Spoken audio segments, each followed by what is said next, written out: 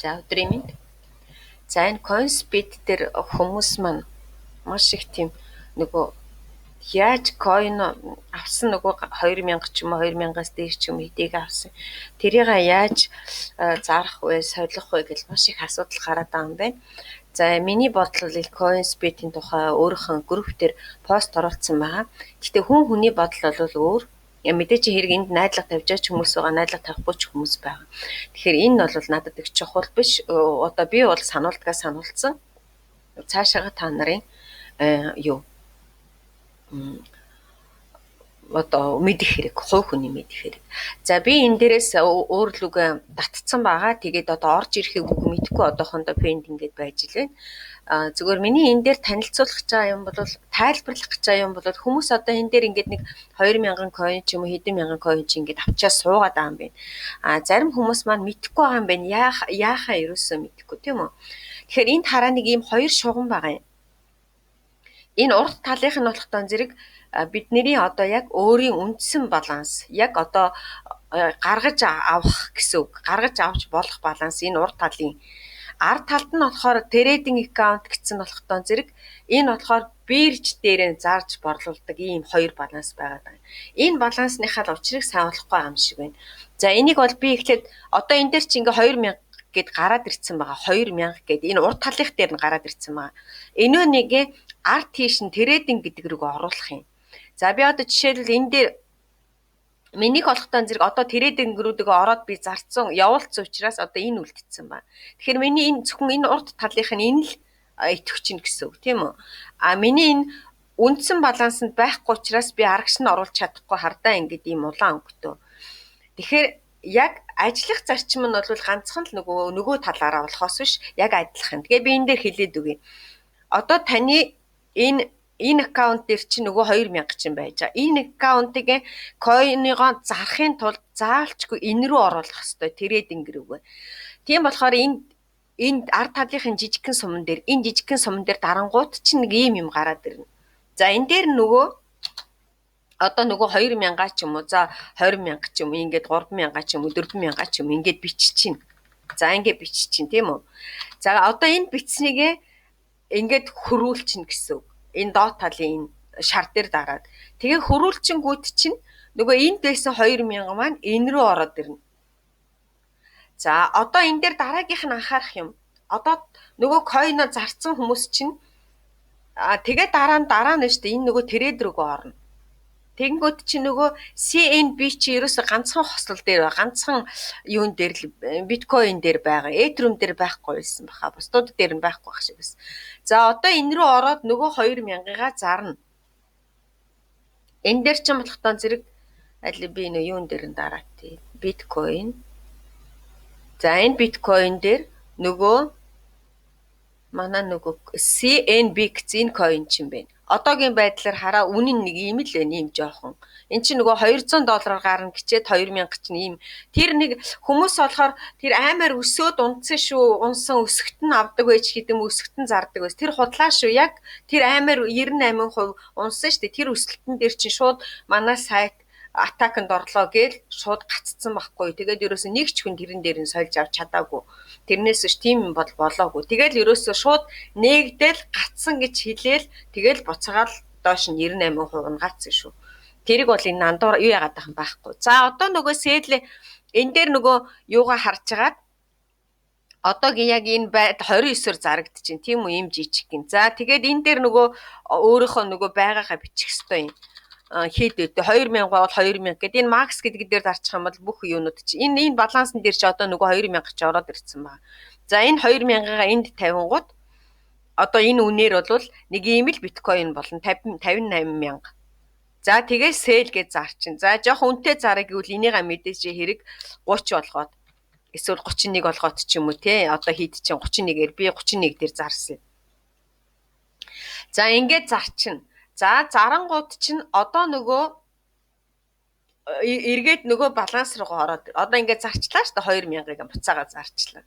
За тэгэнгүүт нөгөө буцаагаад балансан дээр чинь нөгөө coin маань энд байсан энэ рүү чи ороод ирнэ.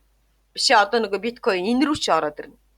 Нөгөө энэ трейдернгүү бид нар чи одоо энэ эхнээсээ эндээсээ энэ рүүгөө оруулж ягаад сая зарцсан шүү дээ. Тэгэнгүүт чинь нөгөө биткойн чинь энэ дээр ороод ирнэ.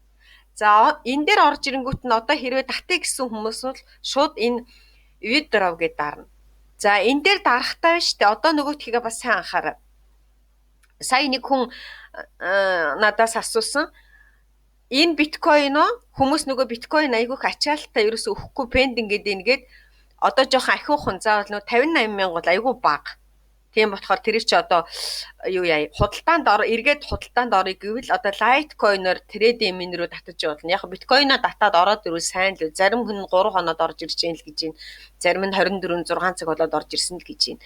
За тэгэхээр яг л адилхан нөгөө лайт дээрээ дараад сая бид нар чинь CNB гэ одоо лайт дээр дараа сая надаас хүн асуусан лайткойн яаж олох вэ гэвэл тэгвэл нөгөө энэ дэр чи яг л адилхан лайткойн худалдаж авах гэж юм чинь энэ дээрээ нөгөө байгаа одоо нөгөө саяын чи хэд байлаа биднэрт чи 2000 чинь зархад чи хэд болсон бэлээ 58 мянга болчлоо 58 мянга 2000 чи нэг ойролцоогоор 58 мянган сатоши болсон. За энийг энэ дээр ингээд 58 мянгаараа хэдэн юу болгох нь тийм нөгөө лайткойн худалдаж авах нь энэ дээр тавиад за одоо тэгээд энэ дээр buy гэд ингээд тавьчихна. Хэдэн биткойн байгаа хэдэн лайткойнх ингээд buy гэд тавьчихна. Гэхдээ энэ доотлох нөгөө тэрээд эмийн дээрээс нөгөө үнэ харж агаад аль үнээр нь авах сонирхолтой байна тэр юуныхаа энийхээ үнийг энэ дээр нь тавих нь шүү дээ. Биткойн чи хэд байлаа сая чинь.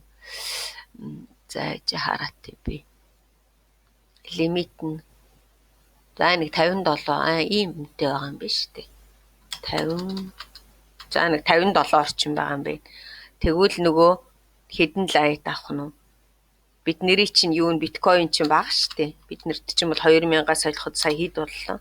58 биш 58 л болсон. 58. Тэгэхээр нэг ийм орчим лайткойн бид нар худалдаж авах нь штэ. Ингээд buy гэд худалдаад авчихна. За тэгэнгүүт чинь нөгөө дахиад юу руугаа ороод баланс руугаа ороод нөгөө лайткойн чинь харин худалдаж авсны дараа энд чинь байж шүү. Энэ нөгөө үндсэн л үч оров. Энд байгаа үед бол татаж болохгүй шүү. Трейдинг балансан дээр байгаа үед бол төрөвч рүүгээ татаж болохгүй. Тэгэхээр заавалчгүй нөгөө энэ дээрээ дарж агаад энэ үнийгээ ийш нь оруулаад тий одоо яг энэ дээр адилхан нэг одоо би хийдэж гэнэ үү надад нэг ганц байна уу. Тэгээ за макс ингэ тавиад. Одоо би энэ үнийгээ энэ трейдээсээ энэ рүү оруулж ирэх нь шүү дээ. Ойлгосноо. Тэгэхээр чинь эндээсээ энэ рүүхээ оруулж ирснийхээ дараа таталт хийнэ гэсэн үг. За татхаараа энэ дээр нөгөө хаягаа бичээд энэ дээр нөгөө байгаагаа бичээд за ингэнгүүт эндээс минимум нь энэ 002 200 мянгаыг татна гэсэн үг.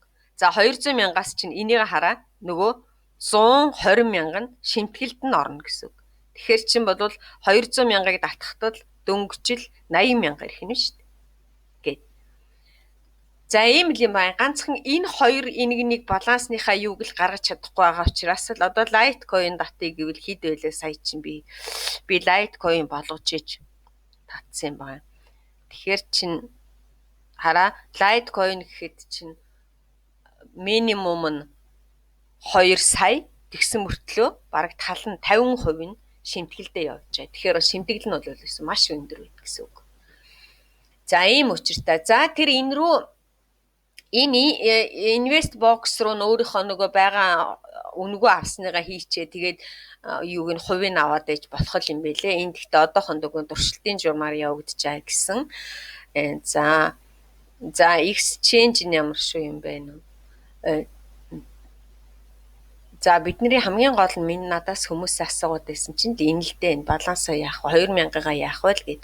За exchange гэхээр харин тэрийг өөр хооронд нь явуулаад байна гэх шиг болсон шүү. За энэ жишээлбэл лайткойныг тэгээд биткойн болгоод энэ exchange хийж болох юм байна. Гэтэ юугаасаа хараараа нөгөө шимтгэл нь хийд юм бол доо.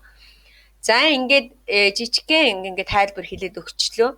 Тэгээд яг юу явал ойлгоогүй хүмүүсээ доор нь дахиад асуугаараа. Тэгээ заавалчгүй хүнд өгж алдах юм байхгүй. Өөртөө ингээл энэ дотроо хийгээд янзлаад авчих шүү дээ. Уг нь бол амархан л юм байна шүү дээ. Татхад заавалчгүй нөгөө баталгаажуулах мэйл ирж ийл шүү.